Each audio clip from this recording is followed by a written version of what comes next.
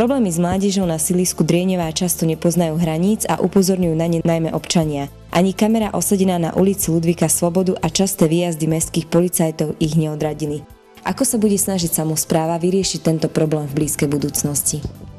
Áno, viem, že tento problém je veľmi pálčivý a trápi obyvateľov nášho mesta, hlavne teda sídliska Drieňová. Trápi to aj mňa, pretože vidím tých mladých ľudí, keď chodím po sídlisku Drieňová, a preto som deklarovala aj pred voľbami, že naozaj túto problematiku treba preventívne riešiť. Takže aj z tohto dôvodu sme navrhli do mestského rozpočtu 5 000 eur na riešenie problematiky detí a mládeže na sídlisku Drieňová. V prípade schválenia verím, že naozaj je to záležitosť, ktorú chcú riešiť všetci poslanci mestského zastupiteľstva, táto samospráva.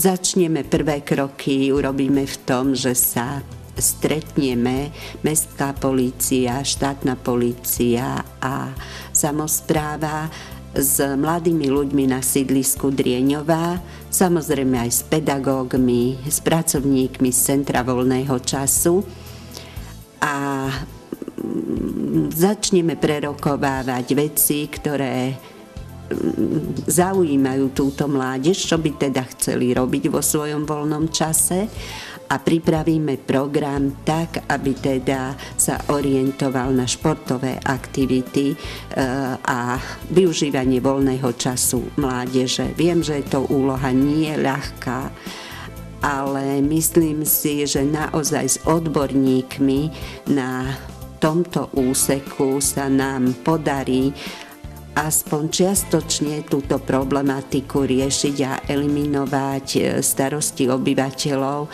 ktoré signalizujú a myslia si, že mestská polícia vec nerieši. Ale nie, znovu opakujem, nie je to vec jednoduchá, je to vec pomerne zložitá a naozaj nedá sa vyriešiť len represiou.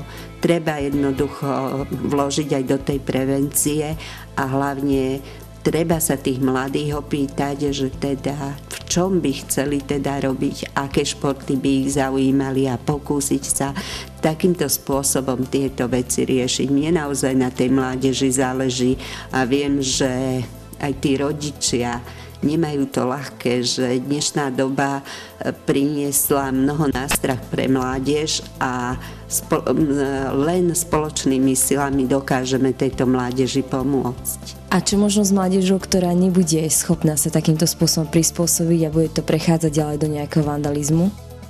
Tak určite žiaden vandalizmus podporovať táto samospráva nebude. Tam už naozaj musia prísť tvrdšie opatrenia. A budeme, tak ako som povedala, hovoriť na tomto úseku s odborníkmi, ktorí sa touto problematikou zaoberajú.